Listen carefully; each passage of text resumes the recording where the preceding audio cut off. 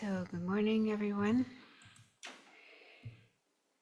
And we'll start as usual with prayers and also some meditation on something from last week's class.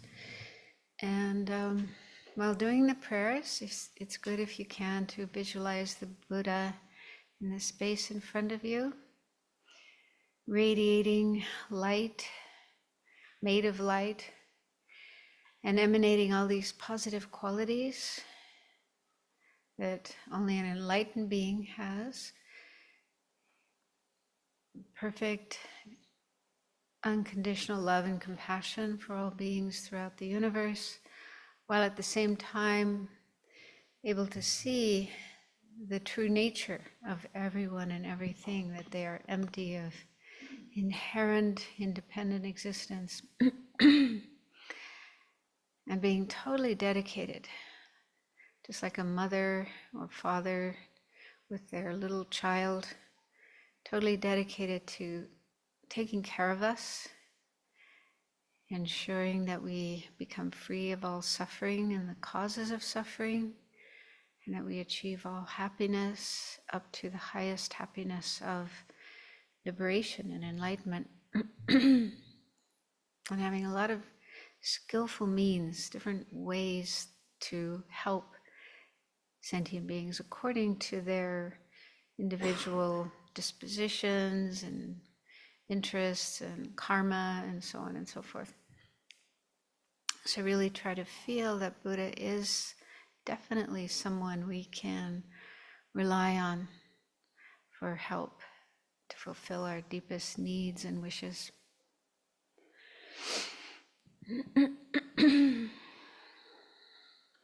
To the teacher endowed, transcendent destroyer, oneless God, Bodhicitta, completely and fully awakened one, perfect in knowledge and good conduct, one heart of bliss, nor the world's supreme guide of beings to be tamed. Teacher of gods and humans, to you, the Buddha endowed, transcendent destroyer, glorious conqueror, Shakyamuni, I prostrate, make offerings, and go for refuge.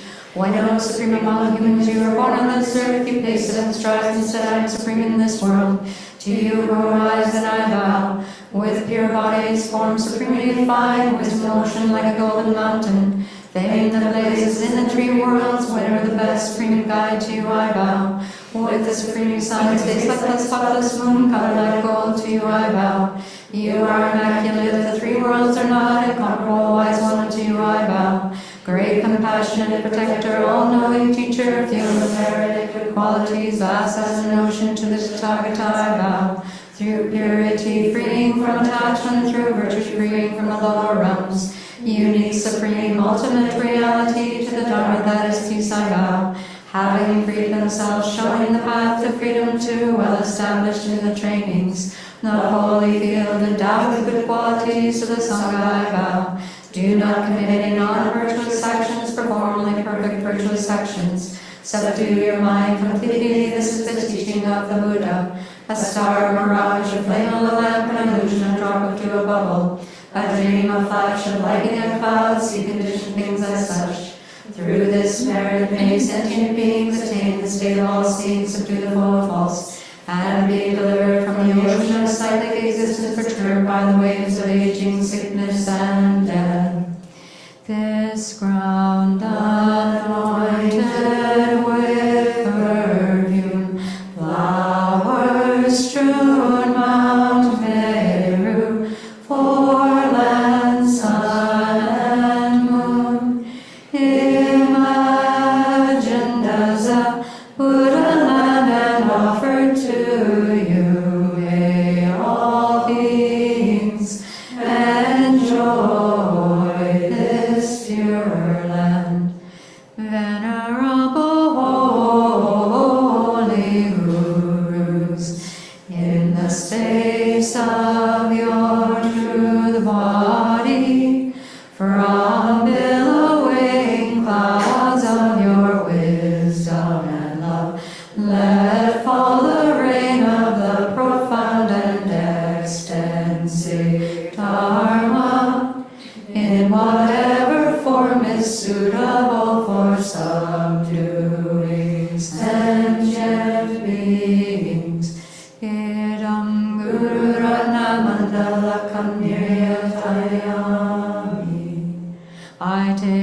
refuge until I have awakened in the Buddhas, the Dharma, and the Sangha. By the merit I create by listening to the Dharma, I will attain Buddhahood in order to benefit all sentient beings. I take refuge until I am awakened in the Buddhas, the Dharma, and the Sangha.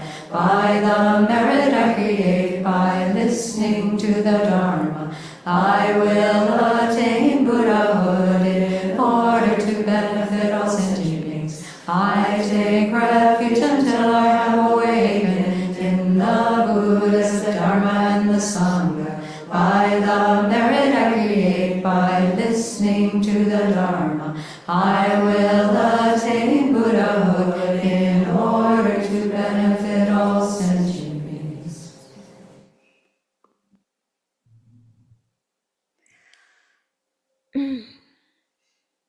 So take a few moments to refresh the motivation you started with earlier today, wanting to help all living beings to emerge from suffering and its causes, to experience genuine peace and happiness and the causes of those, and to practice the path that leads to full enlightenment, Buddhahood, so that you can benefit all living beings in the best possible way, both now and long term.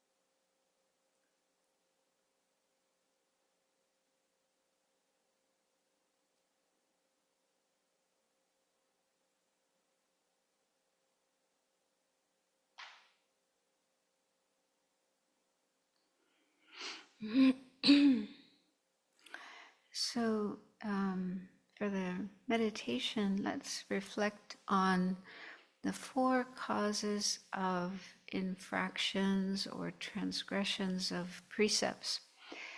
So, this is in the context of the higher training in ethics, ethical conduct, which is the first of the practices we need to focus on and engage in order to free ourselves from samsara, cyclic existence, the situation of recurring suffering and problems, dying, taking rebirth again and again without any choice or control over where we go, where we're born, what happens to us. All this happens as the result of karma and afflictions that are stuck in our mind, but not permanently. It is possible to be free from those and then be free of samsara, but we need to do certain practices to be able to do that, starting with ethics, ethical conduct. And basically that means refraining from things that are harmful, actions that harm others, but also ourselves. And in Buddhism, we can take various levels of precepts or vows, both as a layperson and as a monastic. But sometimes it happens after taking precepts or vows, we don't keep them, we break them. So Lama Tsongkhapa explains 4 causes that can lead to that, and how to avoid them, how to remedy them. So the first of those 4 causes is not knowing, being ignorant or unaware of the vows that we've taken and what's involved in keeping them, how to keep them. So the remedy to that is to make ourselves aware by listening to teachings and reading, studying, thinking about, so that we have a good understanding of our vows, our precepts, and that will help us to avoid breaking them. So contemplate that and recognize how important it is to have that good understanding of the precepts you've taken, and make the determination to improve on that understanding and really keep it in mind.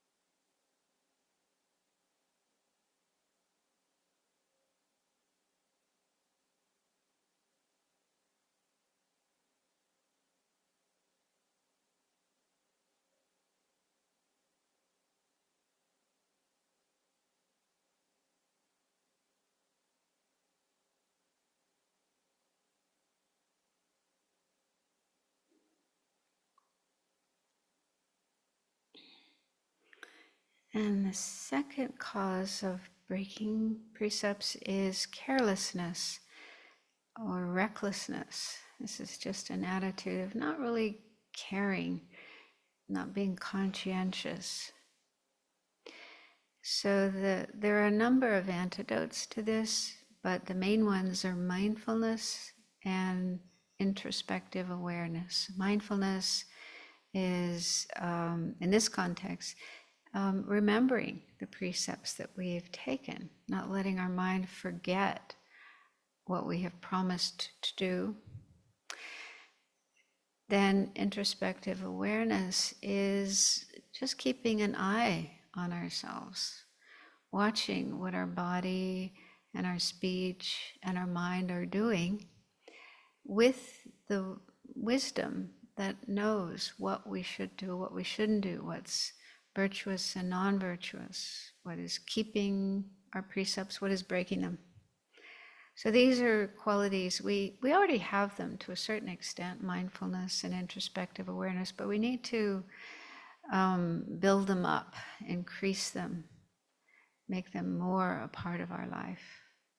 So again, recognize how important those attitudes, those mental factors are, and to have the determination to work on keeping them alive and increasing them as much as possible.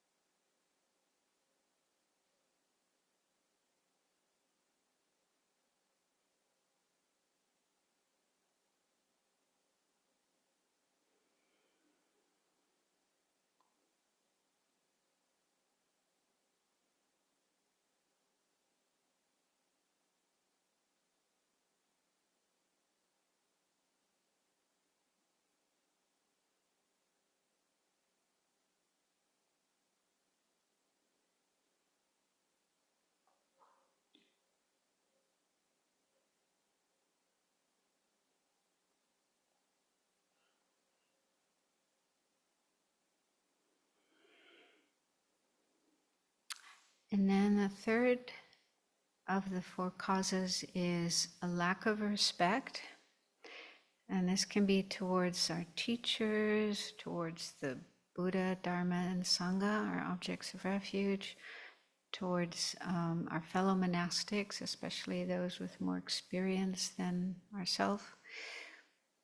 And so this can cause us to not really care about what we're doing and be kind of rebellious and, not keep our precepts properly. So see if you can recognize how important it is to have proper respect and make an effort to generate it. One way is by contemplating and keeping in mind the good qualities of the three jewels, our teachers, our fellow monastics, and also the help we've received from them so that we can recognize their kindness. And that will really help to increase our respect.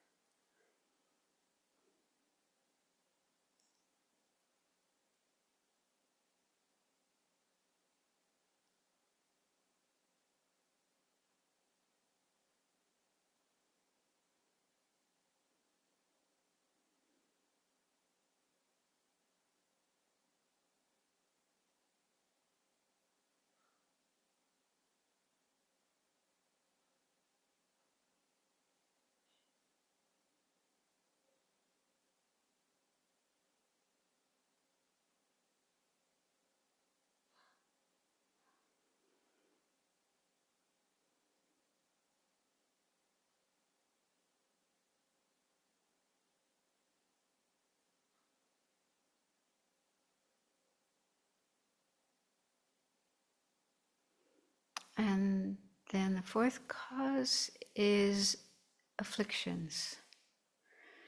So we came from beginningless time with a mind full of afflictions, like the 6 root afflictions, the 20 secondary afflictions. So our mind is riddled with afflictions, especially the 3 main ones, the 3 poisonous minds of ignorance and attachment and anger, aversion. So we need to learn about these so that we can recognize them when they are present in our mind, and then learn various antidotes to combat them, to deal with them, to manage them when we do notice them in our mind. Again, seeing the importance of this, how if we're not careful about afflictions, this can lead to breaking precepts, which would be very unfortunate. So generate the determination to really look out for afflictions and apply antidotes when you notice them.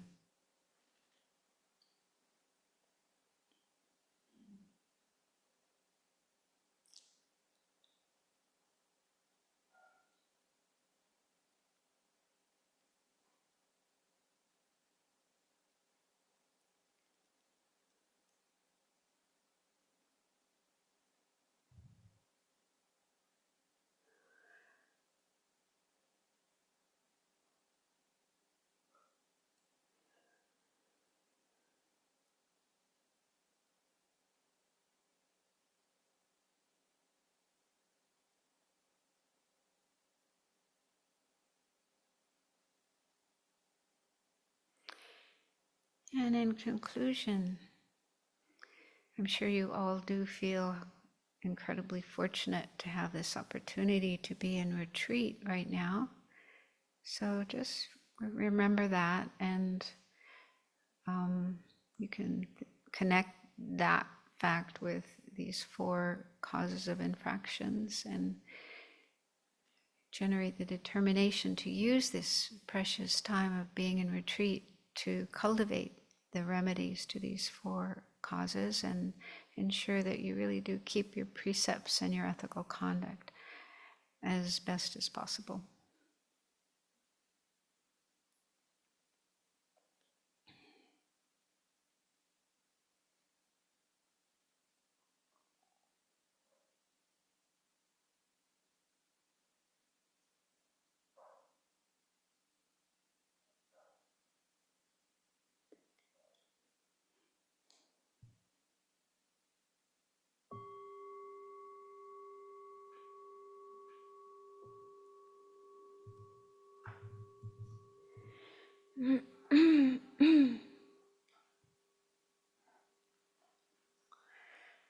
So some of you might be joining this class for the first time, and we actually started more than a year ago. It was end of October, so 13 months, although we've had a few breaks.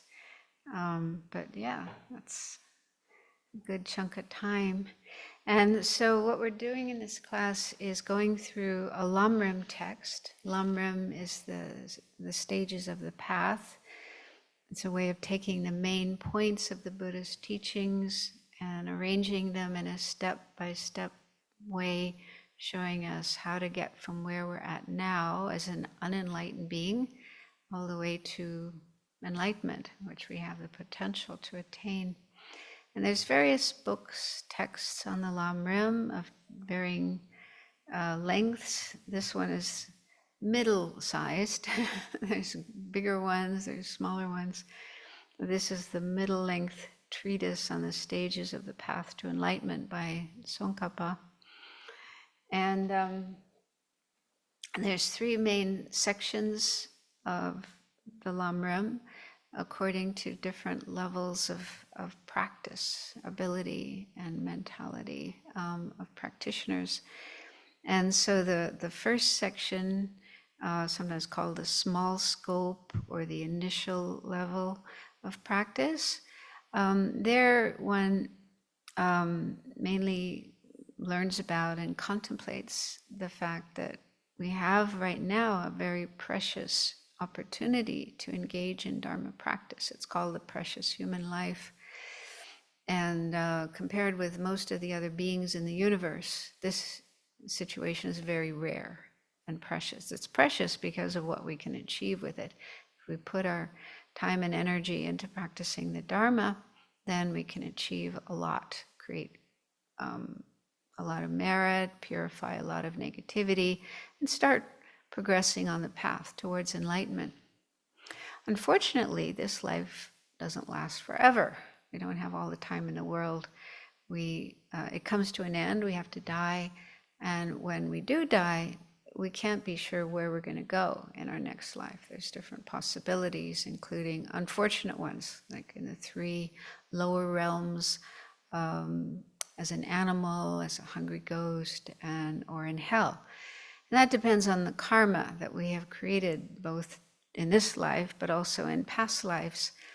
And so probably we'll come to the end of our life with some negative karma, and that's what could cause us to take an unfortunate rebirth in our next life.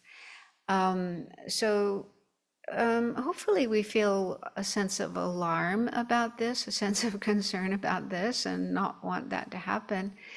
And we naturally wonder, what can we do? So that leads us to refuge, the topic of refuge, taking refuge in the Buddha, Dharma, and Sangha, because that will ensure that we don't go to an unfortunate rebirth in our next life, and instead can have a fortunate one where we can continue to learn and practice the Dharma. But that depends on us. That depends on how we live our life. And so the main topic in the initial scope is karma, learning about karma. What kind of karma is negative and should be avoided? What kind of karma is virtuous and should be practiced? So that gives us a good knowledge of how to live our life, and also how to purify negative karma that we have created. So by living our life in that way, we'll be able to avoid an unfortunate rebirth, get a fortunate one in our next life.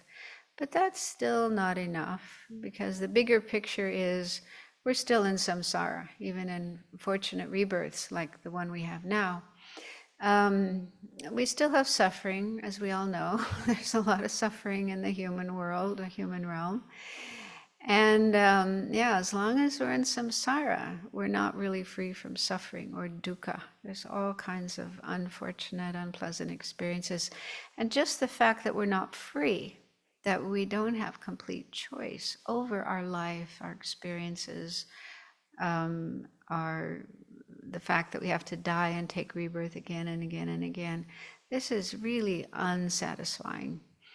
And so the second main section of the Lamrim, which is called the middling scope or practitioner of middling capacity, involves just looking really carefully at samsara, understanding what samsara is all about, and recognizing how unsatisfactory it is, all the different kinds of suffering and problems, and the causes of these, which lie in our mind, karma and afflictions.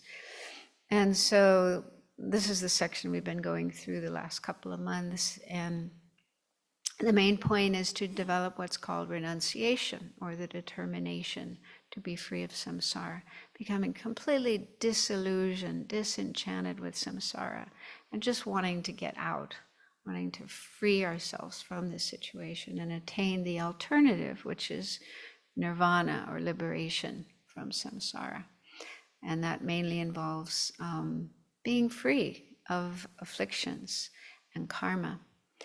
And so we have to develop that with respect to ourselves. We have to develop the determination to free ourselves from samsara before we go on and extend that to other living beings, which is the great scope, which we'll be starting on today. Yay!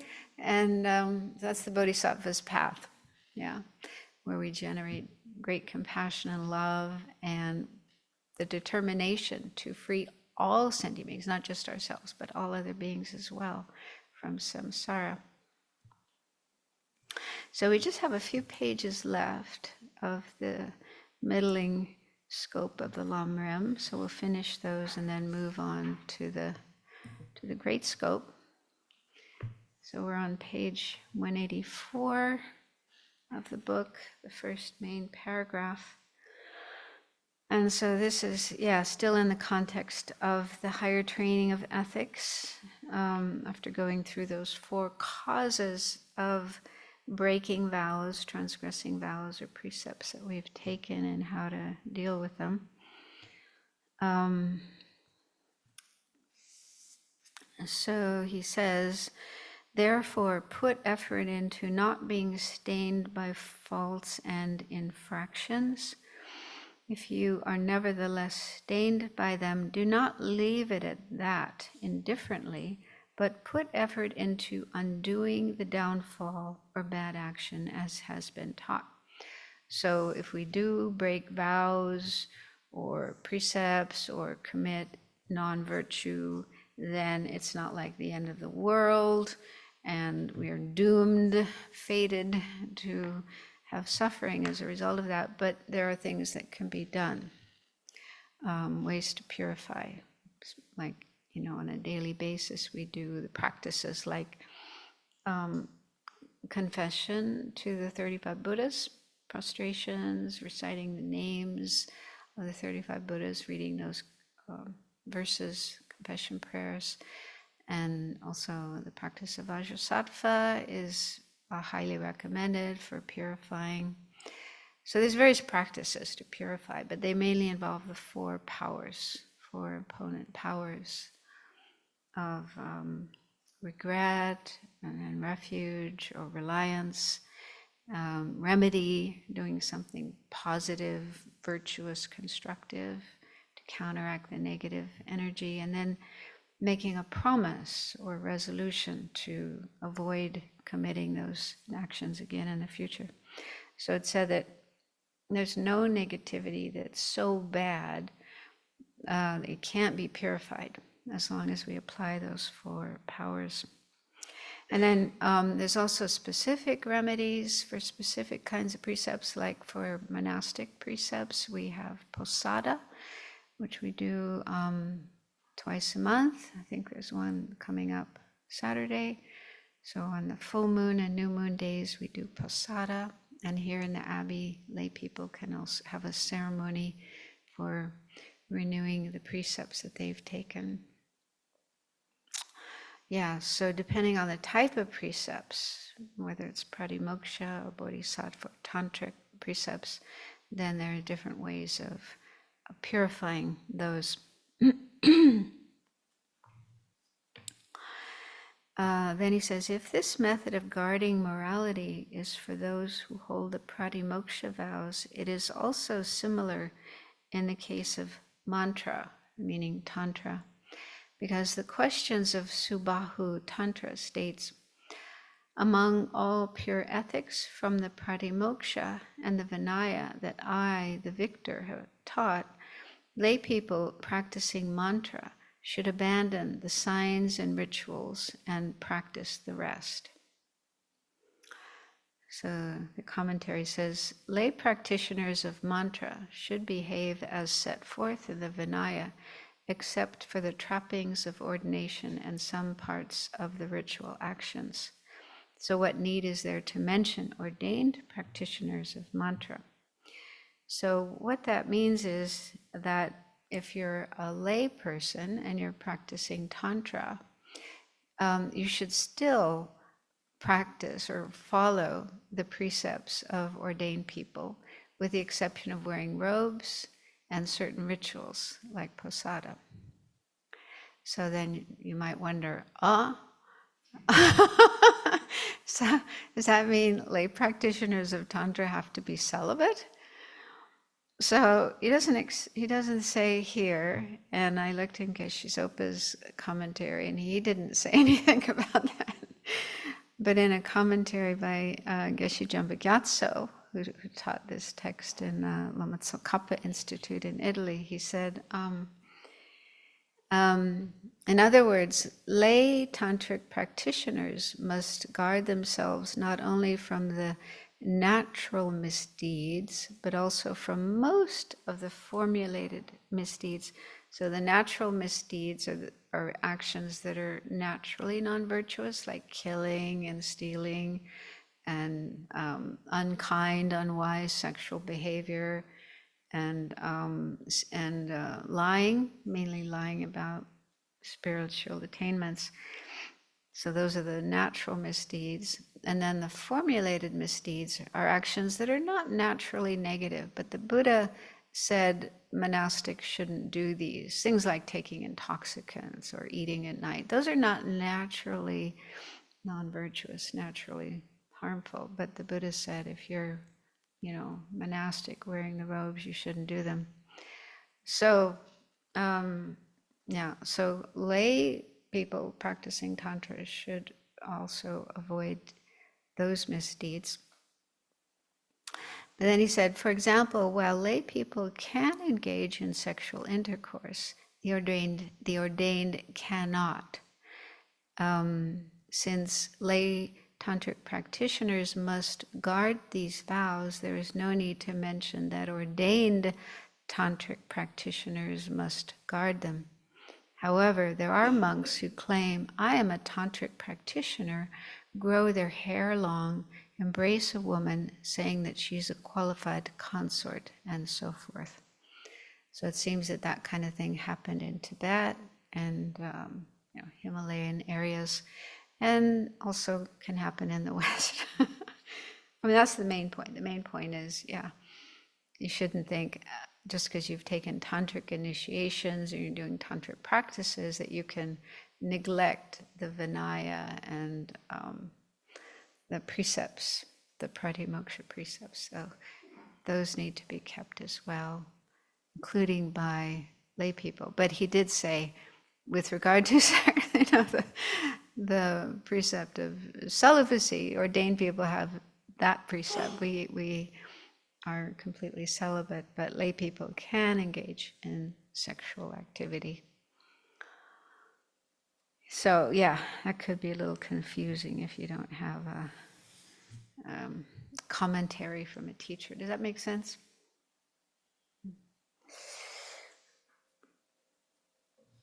And then there's some advice from some of the Kadampa masters. Kamlungpa also said, when a famine breaks out, everything depends on barley. Likewise, everything hinges on ethics. Therefore, earnestly apply yourself to it.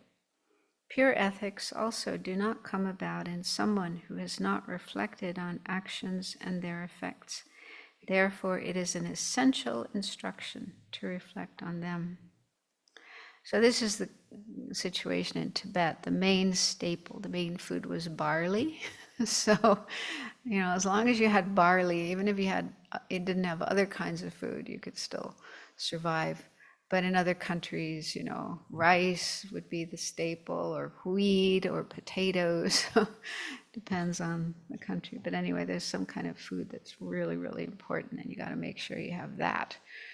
So in a similar way, when it comes to the practice of Dharma, ethics is the staple food that we have to subsist on and really apply ourselves to that. Sharawa also said, generally whatever happens, good or bad, depends on the Dharma.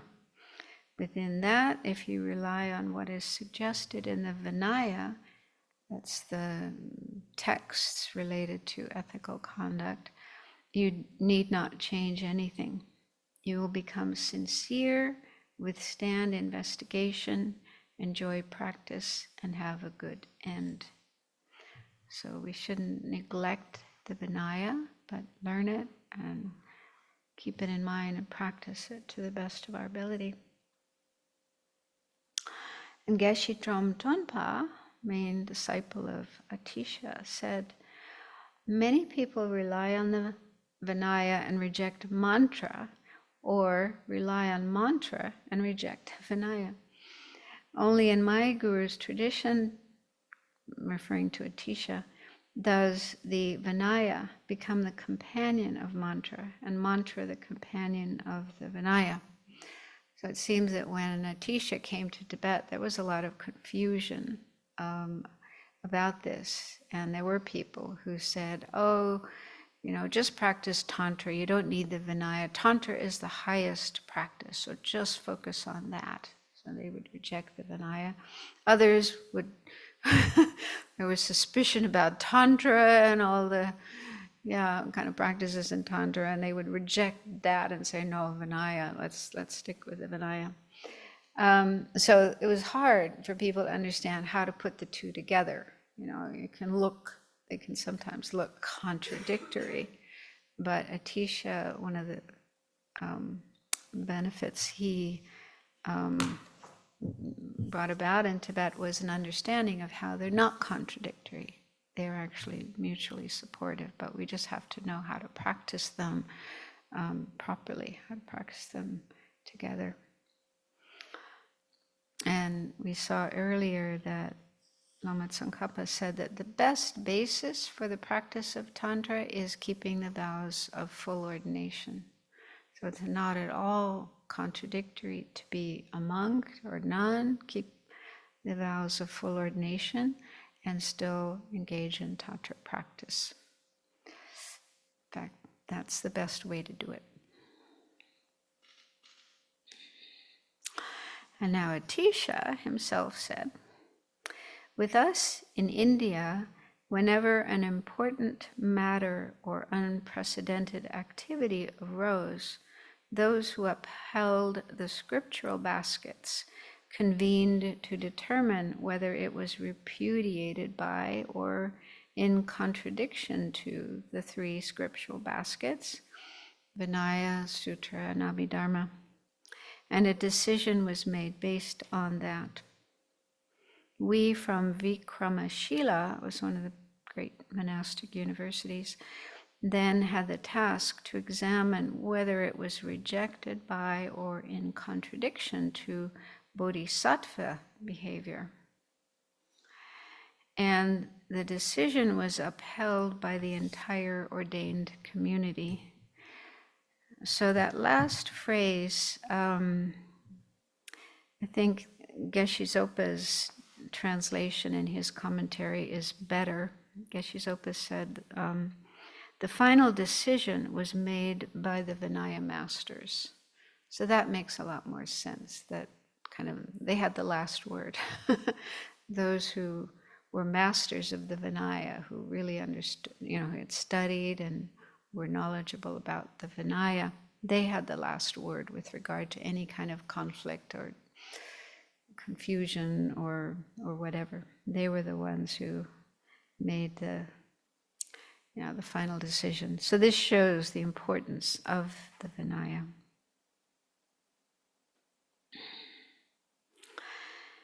So that concludes the explanation of training the mind and the stages of the path common to persons of medium capacity. So the explanation of this topic of the higher training and ethical conduct is somewhat short in this this book, and in the Lamrim Chenmo, the great stages of the path, Lama Tsongkhapa gave some more information about afflictions, overcoming afflictions. So I thought that I'll just kind of paraphrase and talk about some of the main points he made. So not too long ago, the resident community had teachings on Shantideva's Guide to the Bodhisattva's Way of Life, which has a lot of information about how to work with afflictions. And also in volume 3, Samsara, Nirvana, Buddha, Nature, which you went through not too long ago. That also contains a lot of material on how to work with afflictions. So you should be pretty knowledgeable about that. But just to share a little bit of what is contained in the Lamrim Chenmo, he says that afflictions are one of the main causes for ethical conduct to deteriorate. It's one of those 4 causes of infractions. And if we don't have good ethics, we won't be able to develop concentration, which is the second of the 3 higher trainings, the main practices for attaining liberation. And without good concentration, we won't be able to develop wisdom, the third of the 3 higher trainings, which is the main antidote to samsara, the main means to free ourselves from samsara. So ethics is like a very essential foundation on top of which we can then practice concentration and develop good, strong concentration. And on top of that, we can develop the wisdom that realizes emptiness and overcomes ignorance, the root of samsara, and overcomes all the other afflictions. So since ethical conduct is so important and afflictions endanger ethical conduct, then it's important to know about them, recognize them, and apply antidotes. So Lama Tsongkhapa says to start with the 6 root afflictions, ignorance. So he says to overcome ignorance, meditate a lot on dependent arising, although he seems to be referring to the dependent arising of the 12 links, the 12 links of interdependent origination. So become knowledgeable about those, the forward and reverse order. The forward order showing how we are stuck in samsara, what causes us to be born again and again in samsara. And then the reverse order is how to get ourselves unstuck, unfree from samsara. So get really familiar with that. And again, there was very extensive teachings on that in the volume 3, Samsara, Nirvana, Buddha, Nature. So don't forget those teachings, keep them in mind. And Lama Tsongkhapa says, if you have habitually cultivated these, none of the bad views, such as the 5 afflicted views, will occur. So that's another of the 6 root afflictions, bad views or afflicted views. So if we're very thoroughly familiar with dependent arising, then we won't fall prey to any of those afflicted views. And then he talked about hostility, or also called anger, hatred, aversion. There's kind of a variety of that particular affliction that can pop up on a daily basis, on an hourly basis, on a minute-by-minute basis. So that's a pretty common one, especially living in a community, but even all by yourself. I've spent time in solitude, and there's always, anger can arise towards animals or insects or just things that pop up in your mind. You remember somebody who did something or said something, and anger can come up. So even when you're all by yourself, you can still have that coming up. So Lama Tsongkhapa says, never give it an opportunity and make every effort to be patient. He says, if anger doesn't arise, you will be very happy, even in this lifetime. You agree? Yeah, very hard to be really happy when there's anger in the mind. So again, Shantideva, chapter 6, has tons of very, very useful advice on how to work with anger. And Venerable included many of those in her book, Working with Anger. So if that's still a problem, then you can study that material. Then attachment, craving. Lama Tsongkhapa says, this strengthens previously accumulated virtues and non-virtues and enhances their power to create cyclic existence. Okay, so that's one of the main factors in the 12 links arising at the time of death. Just before we die, there's craving, grasping, and we don't want to go out of existence, so we want another life, another rebirth, another body, another home. And that ripens one of our karmic seeds. So, and then of course during our life, attachment and craving create a lot of problems. So he says, meditate on the undesirable nature of outer and inner objects. Outer objects, I guess, means, other people and things that we could develop attachment to. And then inner objects, perhaps he means our own body. And also meditate on the faults of being attached to seemingly desirable objects. So recognize the faults of attachment, how it doesn't really lead to happiness. Maybe a few moments of good feeling, pleasure, excitement, but then, they're over and that's it. You're left with more attachment.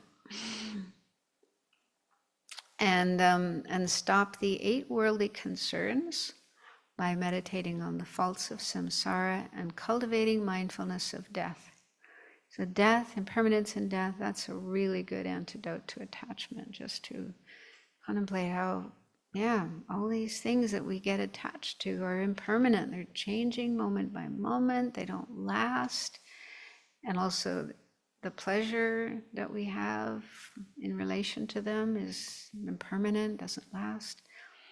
And we're going to die and leave everything behind. So impermanence in death is a really, really good antidote to attachment. And next he talked about pride, arrogance. He said this is a chief obstacle to developing the path in this life. So if we have pride, arrogance, that can kind of close our mind to learning Dharma, and also recognizing that we have faults, that we have mistakes that need to be worked on. It's an obstacle to really developing and growing in the Dharma. And he said it causes rebirth as a servant and so forth.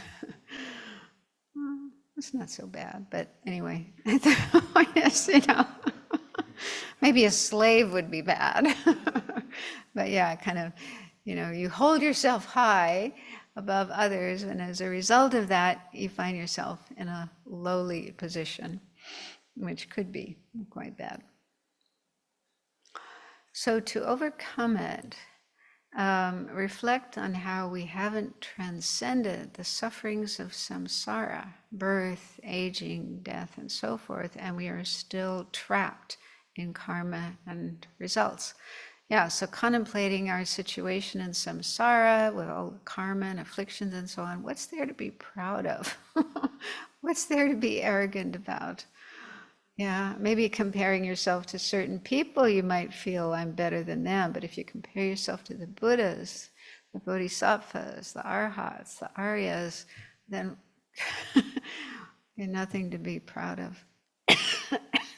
Yeah, so that's very humbling. Yeah, to recognize our afflictions and our lack of freedom. And then 5, deluded doubt. That's where we have doubt about things like karma, rebirth, the possibility of attaining enlightenment. So that can lead us to not have confidence in those things and not fully engage in practicing karma and so forth. So it can be a hindrance on the path. So he says, this will not arise once you have achieved certainty about the truths, like the Four Noble Truths, the 3 jewels, and karma. So we need to, if we do have doubt, it's natural, but at least don't get stuck in the doubt, because that's like a car getting stuck in the mud, and you put your foot on the accelerator, but you're not going anywhere. The wheels just spin. And so, yeah, we don't want to get stuck in our doubts. Better to find a way to resolve them, study more, think more, ask questions of teachers and senior practitioners and so on. So get yourself unstuck from doubts.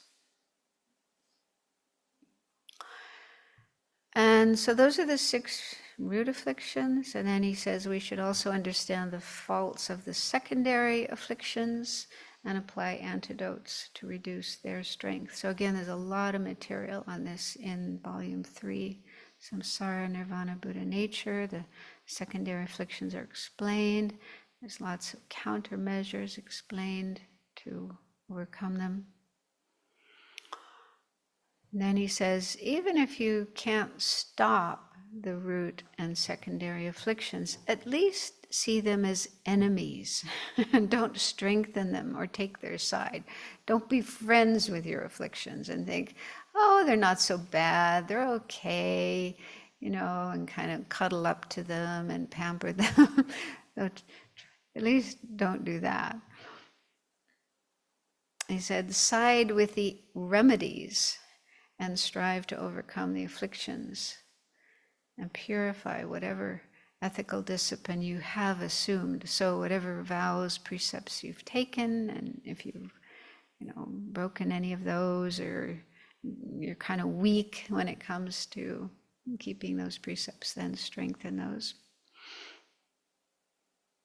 And then he ends by quoting from Shantideva, that verse about the one who struggles afflictions is a real hero, whereas one who fights ordinary enemies kills only corpses, since they will die anyway. Remember that one?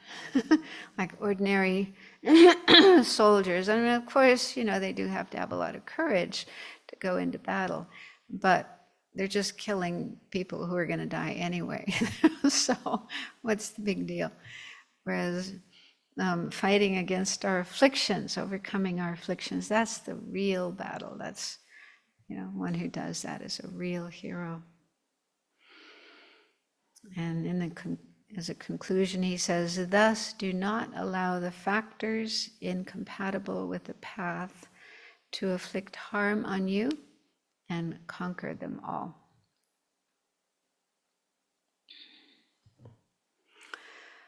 Okay, any last questions about this middle scope of the path before we move on?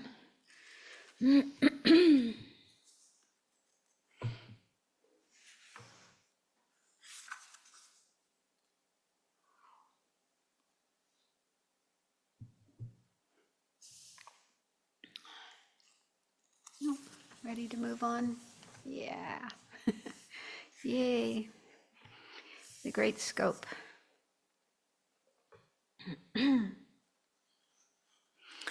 So the title of this section is called The Stages of Persons of Great Capacity.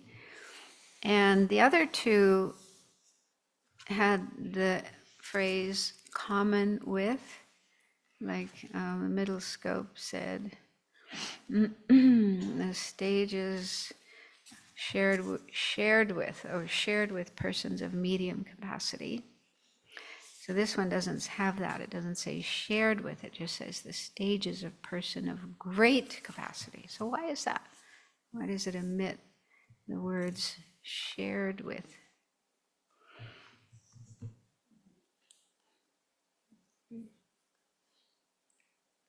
The whole text is written from the Mahayana perspective, and so when we are reading the first two scopes, there's still an assumption that we're doing it with Bodhicitta and that we are Mahayana practitioners, and so those parts of the training are in common with practitioners of the first two scopes, but hopefully we're actually doing it with the aim to attain Buddhahood.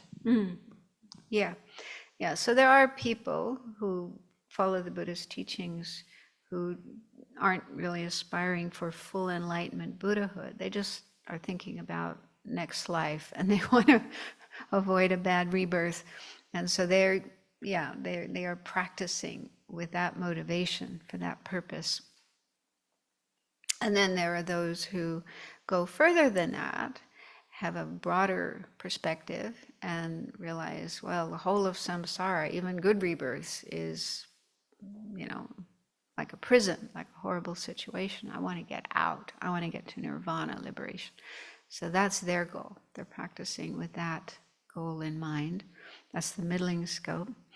And so this text, the intended audience of this text, are those who want to go even further and go all the way to Buddhahood, full enlightenment Buddhahood, for the benefit of all living beings, to help all sentient beings be free of samsara. So if you have that as your long-term goal, your final goal, you still have to engage in the practices, at least some of the practices, most of the practices, of the person of initial capacity and the person of middling capacity, but your real goal is Buddhahood. So it's similar to a train journey. If there's a train that goes from Spokane to New York City, and that's your goal, you want to go to New York City, but the train makes some stops along the way. I don't know which cities it might stop in, probably Chicago, maybe St. Louis, I don't know.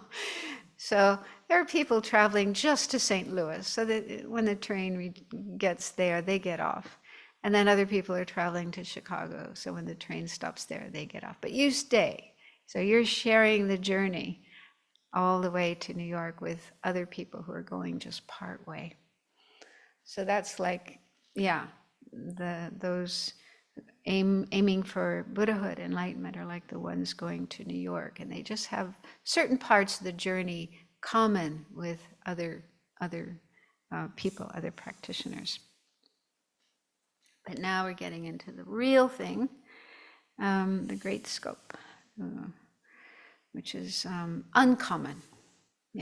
Those who are following those other, or aiming for those other goals, would not engage in these practices. Okay, so entering the great vehicle, how to train the mind in the stages of the path of persons of great capacity. Through meditating in this manner on the faults of cyclic existence from different perspectives over a long time, you will see all existence, meaning cyclic existence, as a pit of blazing fire. Whew, Your mind will be thoroughly overcome by the desire to attain the liberation that completely pacifies suffering. If, because of that, you train in the 3 trainings, you will attain liberation, that is freedom from cyclic existence. And that will not even be reversible, unlike the splendors of high rebirths. So liberation, the liberation, the nirvana that you attain on the basis of the 3 higher trainings is irreversible, meaning there's no coming back, no falling back, no losing that state. Once you've achieved that, that's it. You're there forever. Unlike high rebirths, good rebirths, even the peak of samsara, the highest place in samsara is called the peak of samsara, the penthouse of samsara. So that's at the very top of the formless realm. And you stay there a long time and you have incredibly peaceful, no suffering, no gross suffering. You still have karma and afflictions, the 3rd type of suffering. But, eventually your karma to be there runs out, you die, and then chances are you could be born in an unfortunate situation in the next life. So there's no final irreversible place of peace in samsara. No place where we will always be able to enjoy peace and happiness. Only by getting out of samsara. Nonetheless, extinguishing one's own faults and achieving excellent qualities will be limited, and your own welfare will not be complete. So attaining nirvana means you're out of samsara, it's irreversible, you have no more suffering, you have no more afflictions, but you're not completely free of faults, in the sense that you still have what are called sometimes cognitive obscurations, but I prefer the term obscurations to omniscience. That's a more descriptive, it's actually more correct according to the Tibetan. It's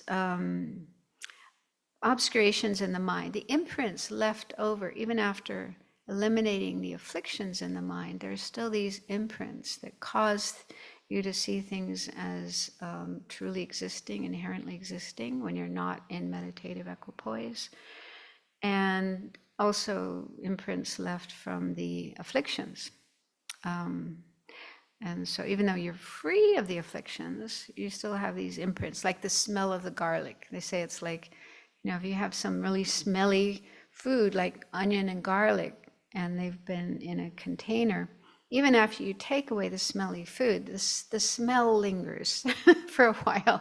There's still this smell of onion and garlic. So the obscurations to omniscience are like that. They're like the smell left over even after afflictions have been removed. And they hinder one's attainment of omniscience, the ability to see all phenomena, all conventional truths and ultimate truths simultaneously with each moment of cognition, each moment of mind. So only a Buddha has that. Only full enlightenment brings that attainment. And so you haven't completely extinguished your own faults, and you haven't achieved all the excellent qualities. So that your excellent qualities are still limited, especially things like great compassion, great love, and this willingness or determination to take on the responsibility of helping all sentient beings be free of samsara. So those have not been developed, and a lot of other qualities that a Buddha has, that a arhat, someone who's attained nirvana, has not developed. So you're still limited in the development of excellent qualities, and your own welfare will not be complete. So you haven't even brought yourself to the highest attainment possible. So you're still limited in what you're able to do, what you're able to experience. And you don't have the 4 kayas, the 4 bodies of a Buddha, the Dharmakaya, Sambhoga Kaya, Nirmana Kaya, and the nature bodies, Svabha Vika Kaya. So for that very reason, you will temporarily neglect the welfare of others. So someone who's attained nirvana They are in a state of peace and liberation forever, but they're not working to benefit all other sentient beings. I mean, while they're still alive, while they're still in the world, then of course they do a lot to benefit others. But once they pass away, they enter what's called nirvana. It's just like the state of peace, kind of blissful meditative state where they're absorbed in the bliss of nirvana and they're not coming out and helping others. But that's not the end of the story. In the end, you will be urged by the Buddhas and have to enter the Mahayana. So what happens with the arhats, after a long time of being absorbed in this state of peace, the Buddhas will wake them up and inform them that they have more work to do. They have to develop bodhicitta and then follow the bodhisattva path and finally, bring themselves to enlightenment. But it's said that, this route is much longer. It takes much longer. So there's two routes to Buddhahood. One is just the Mahayana path right from the beginning, just saying, okay, that's where I'm going to Buddha. The other is first attain nirvana, your own nirvana, and get absorbed in a state of peace, blissful liberation for a long time. They say they get stuck there for a really, really long time, just enjoying that peace until finally they can be awakened by the Buddhas and then enter the Mahayana. So that route takes much longer. It takes much longer to reach enlightenment that way. So it's just more efficient for everybody, for yourself and for sentient beings who are in need of help, much more efficient to follow the Mahayana from the beginning. Therefore, the intelligent enter the Mahayana from the start. But, everybody does have their own way of doing things. So it's not to, disparage or look down on those who do follow the path to self-liberation. That's more suited to them. And then this text, Compendium of the Perfections by Aryasura, says, those whose nature is of one taste with altruism abandon forever those two vehicles that have no power to bring about all the world's aims and enter the vehicle that the victorious sage taught out of compassion. So the two vehicles are the vehicle of the hearers or Shravakas, and the vehicle of the Pratyeka Buddhas, or solitary realizers. So those are the two vehicles taught by the Buddha for those who wish to attain self-liberation, nirvana. The happiness, magnificence, and capacity of beings is to take responsibility for the welfare of others, because to observe only one's own welfare is something even animals do. So they often say that in the Lamrim text, that we should be better than animals. Animals can take care of their own welfare just fine. They're always looking after themselves, looking for food, looking after their offspring, protecting themselves from danger, and just working to benefit themselves. So animals are able to do that, but we can do better. Therefore, the natural disposition of great beings is to categorically strive for the benefit and happiness of others. Letter to a student, this is by Chandra Gomin, says, when cattle see a mouthful of grass that is easy to get, they eat it themselves. When they are greatly tormented by thirst and find some water, they drink it with relish. Here, whoever makes efforts to bring about the welfare of other beings is magnificent and excels in the skills of great happy individuals. Traveling, riding across the sky, the powerful sun illuminates all. Regardless of the burden, the earth supports the world with everything in it. Those without the least self-interest, equal in nature to great beings, totally strive for that singular taste of benefit and joy for the world. So I like those analogies of the sun. The sun shines on everyone, everywhere. It doesn't discriminate. And the earth holds up everything, supports everyone, everything, without discriminating. So that's kind of similar to the Bodhisattva attitude of, yeah, caring for all, wanting to help all beings, not just oneself. That being so, those who see how sentient beings everywhere are tormented by suffering and who toil for their own welfare are called persons of great capacity, or the wise. Oh, toil for their welfare, that meaning it's the great beings who toil for the welfare of sentient beings. These are those of great capacity.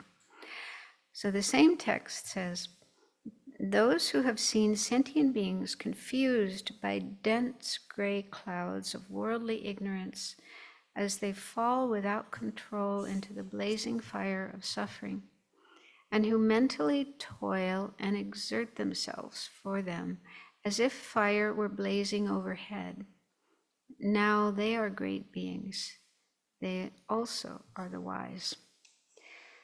So, yeah, this thing about the fire blazing overhead in Lamrim Chenmo, that book, it's translated differently. It says, the last two lines, and hastily make effort as if their own heads were on fire. So that's similar to that verse in the 37 practices about the kind of effort. The thing about your head being on fire isn't literally, but more like if your head was on fire, if your hair was on fire, your clothes were on fire, you would drop everything and just totally focus on putting out the fire. So that kind of effort, that energy that you would have in that situation is the kind of energy that great beings exert to benefit others, to work for enlightenment. There exists an entrance way to the Mahayana that possesses the great skillful means such that by working for the welfare of others, you accomplish your own welfare without any incompleteness. So working for the benefit of others doesn't mean literally we neglect our own welfare. So we accomplish our own welfare as well. So it's like the best thing we can do for ourselves as well as the best thing we can do for others if we follow the Mahayana. The Mahayana is the source of all your own and others' excellence, the medicine removing all degeneration, and the great path traveled by all wise beings that nurtures and nourishes all beings through seeing, hearing, remembering, and touching. So it's like that dedication verse in the Chenrezig. Is that, yeah. Anyone who merely sees, hears, remembers. That's really beautiful, so beautiful. Yeah, so if we cultivate bodhicitta and are following this path, then this is how we can benefit others. Just by seeing us, we can be benefited. Engage in this best of vehicles with whatever ability of a great being you have and think, oh, I have found exactly what I was looking for. Did you ever feel that way? I mean, that was my experience when I first started learning Dharma. And it was really bodhicitta that grabbed me. Emptiness was like, what? But bodhicitta, I thought, wow, that is amazing. That is the most amazing thing I've ever heard of. I can't imagine anything better than that, doing anything better than that with my life.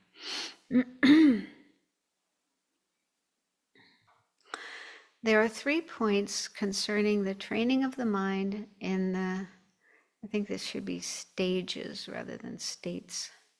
The stages of the path of persons of great capacity, how generating the mind of enlightenment is the only gateway to the Mahayana. So these are the 3 main points in this section. How to generate that mind and how to train in the conduct after generating the mind. Okay, so first is how generating the mind of enlightenment is the only gateway to the Mahayana. And mind of enlightenment here is Semkye in Tibetan. There's 2 terms for bodhicitta. One is Semkye, which sometimes, can mean mind generation or generating the mind. And then Jangchupkisam, which is more literally the mind of enlightenment or the mind to enlightenment. As it is necessary to enter the Mahayana, think about how it is to be entered. There is no great vehicle apart from the Paramitayana and Mantrayana taught by the victor. So Mahayana has these 2 divisions. Paramitayana, or perfection vehicle. Another term for that is Sutrayana. So those 2 terms are synonymous. And then Mantrayana, which has lots of synonyms, Tantra, resultant vehicle, Vajra vehicle, many different terms. So those are the 2 branches of Mahayana. Whichever of the 2 you may enter, the only gateway is Bodhicitta. So you have to develop Bodhicitta, whichever of those 2 you want to follow. Whenever this has arisen in the mind, even though nothing else has arisen, one is considered a Mahayanist. Whereas whenever one is separated from it, whatever excellent qualities one may have, such as the realization of emptiness and so forth, one will fall to the level of a Shravaka and the like, and fall from the Mahayana. So it's really bodhicitta, uncontrived, spontaneously arising bodhicitta that makes you a Mahayanist. That is the gateway, the entrance way to the Mahayana. This is taught in numerous texts of the Mahayana and is also established by reasoning. Therefore, whether one is a Mahayanist is determined by whether one has this mind. Thus, entering the Bodhisattva way, Shantideva says that as soon as this mind has arisen, you become a child of the victors, another synonym of bodhisattvas.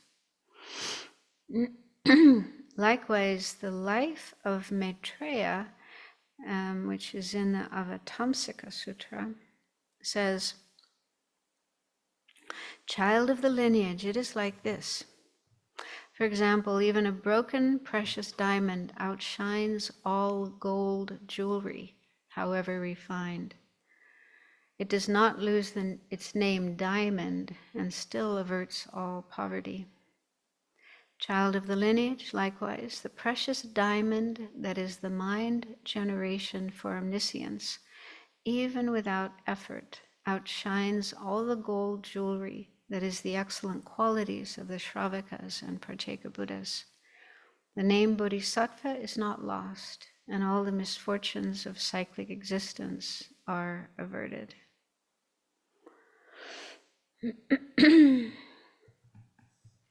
If that mind exists even in someone untrained in bodhisattva conduct, he is said to be a bodhisattva. So if somebody has bodhicitta, even if they haven't studied all the bodhisattva path, they're not familiar with all the things you're supposed to do as a bodhisattva, but if you do have that mind in an uncontrived way, then you are a bodhisattva. Therefore, it is not sufficient for the Dharma to be Mahayana Dharma, but rather it is important that the person has entered the Mahayana. Whether you become a Mahayanist depends on bodhicitta itself. If that mind is no more than an intellectual understanding, your being a Mahayanist is the same. So we can't really claim to be a Mahayanist until we have bodhicitta. We can say, I'm a wannabe, I'm trying to follow the Mahayana, I'm trying to be a bodhisattva, but to actually be a bodhisattva and actually be a Mahayanist on the Mahayana path, you need to have bodhicitta in an uncontrived way. But that's fine. I mean, it's fine to have that aspiration and be working on that. Because if we don't do that, we'll never become a bodhisattva. On the other hand, if you have fully qualified bodhicitta, you will also become a completely pure Mahayanist. Therefore, you should make an effort. With respect to this, the Marvelous Array Sutra, this is the Gandhavya Sutra, says, child of the lineage, bodhicitta is like the seed of all the dharma of the Buddha. This will be explained because it is necessary to gain certainty about it. Since water, manure, heat, soil, and so forth act as causes for a rice sprout when combined with a rice grain, and as causes for sprouts of wheat, pulses, and so forth when combined with their respective seeds, they are common causes. So, in Buddhism, they make distinction between different kinds of causes and conditions. There's usually one substantial cause. The substantial cause is the thing that actually transforms into the result.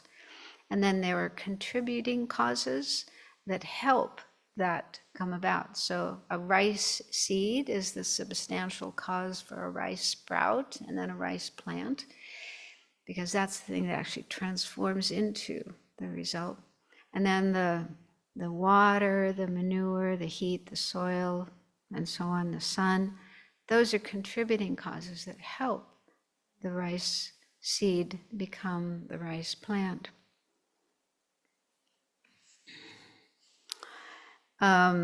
Since a barley seed is not suitable as a cause of a rice sprout and so forth, even if the conditions are gathered together, it is the uncommon cause of a barley sprout, while the water, manure, and so forth that cooperate with it are the common causes of the barley sprout.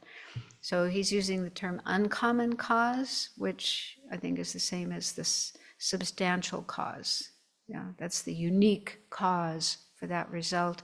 And the other conditions, like water and soil and so on, those are common causes because they also apply to different kinds of seeds, whether it's a barley seed or a rice seed or a tomato seed. You know, the common causes all help that particular seed to grow and produce the plant.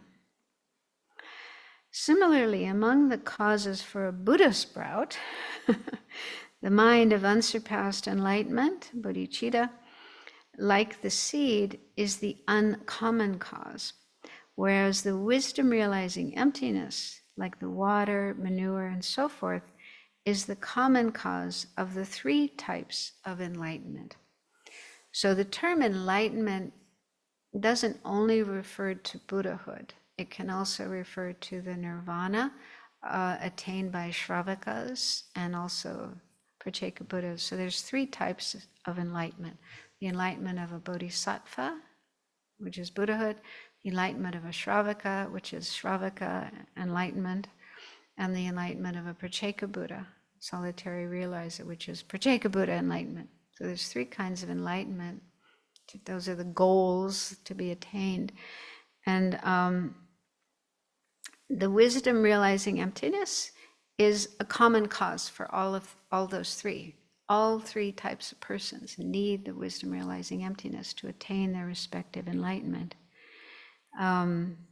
Whereas in the case of a bodhisattva wanting to attain Buddhahood, bodhicitta is the uncommon cause. It's the uncommon cause, the unique cause needed in order to attain that result. So that's why that quote says, bodhicitta is like the seed of all the dharma of the Buddha. That's the seed you need to reach enlightenment, full enlightenment. Does that make sense? Is that clear? That is why the Sublime Continuum, Uttar Tantra by Maitreya, says, conviction in the Supreme Vehicle is the seed. Wisdom is the mother that gives birth to the qualities of enlightenment.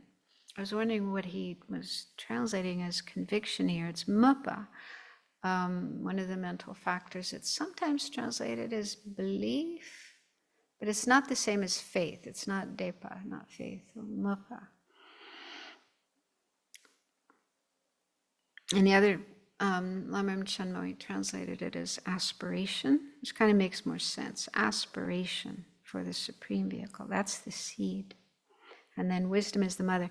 So this is a little confusing too. So let's read what he says. This means that conviction in the Supreme Vehicle is like the father's seed, and the wisdom realizing selflessness is like the mother. For instance, since a Tibetan father cannot have a child who is Indian, Chinese, or Mongolian, the father is the cause that determines the lineage. On the other hand, a Tibetan mother is like the common cause, since she can give birth to all kinds of children. So this is how it was in India as well, and it's probably still the case. India and Tibet, what it is that determines the ethnicity of the child is the father and not the mother, okay? So the child, the ethnicity of the child depends on the ethnicity of the father and not the mother. So that's how it is in India, the caste system.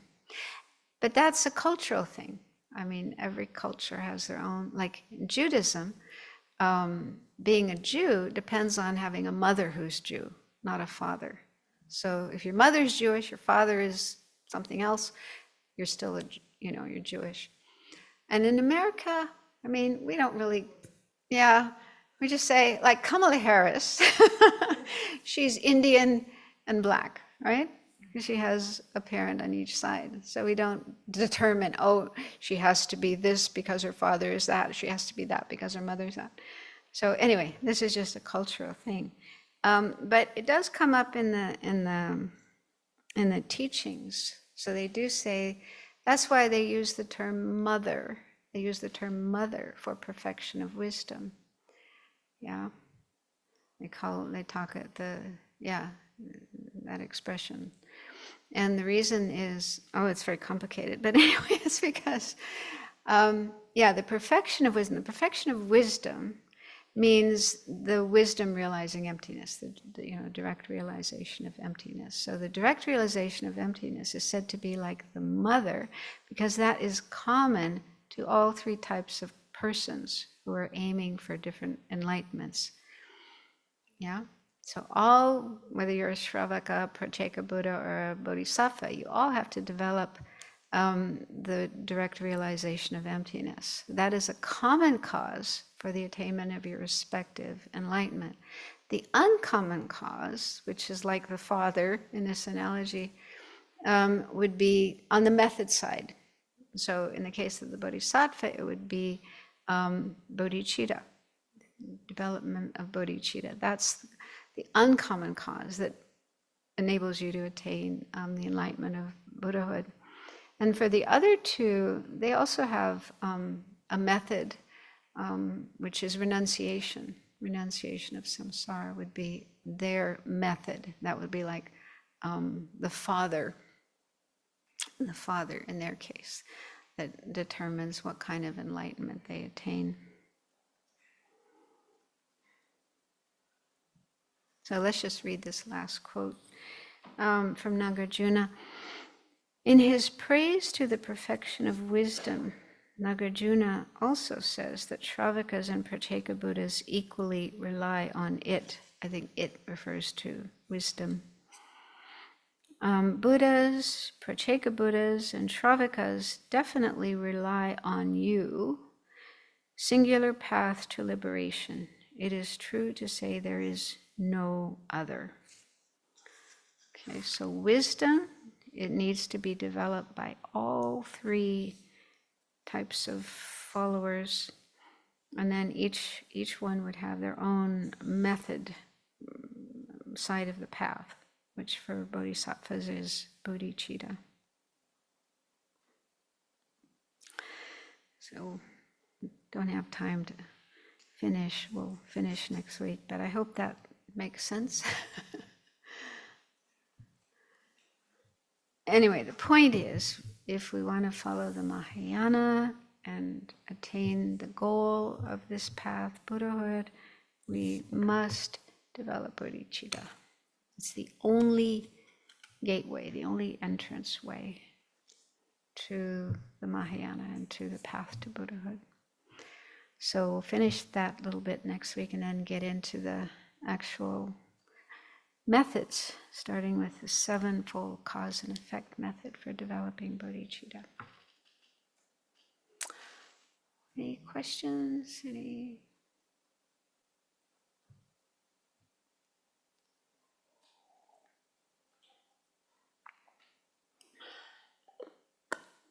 So let's conclude by dedicating our merit to that goal of Buddhahood, enlightenment, so we can help all sentient beings. May the spiritual teachers who lead me on the sacred path, and the spiritual friends who practice it, have long life.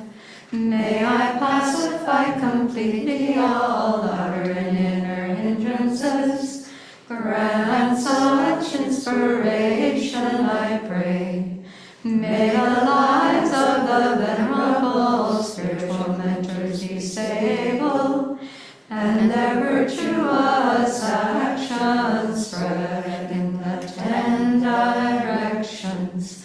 May the light of Loksang's teachings dispelling the darkness of the beings in the 3 worlds always increase. Idam Guru Mandala Kandiryatayami. Due to this merit, may we soon attain the awakened state of Guru Buddha, that we may be able to liberate all sentient beings from their sufferings. May the precious Bodhi mind, not yet born, arise and grow. May the bornhood not decline, but increase forevermore.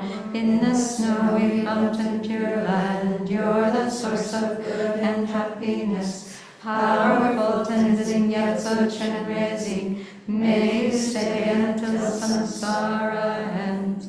May the deeds of explaining and practicing the Dharma, done by groups supporting the teachings and their upholders, who spread the view of dependent arising and non-violent actions in the 10 directions, and especially at Sravasti Abbey in the West.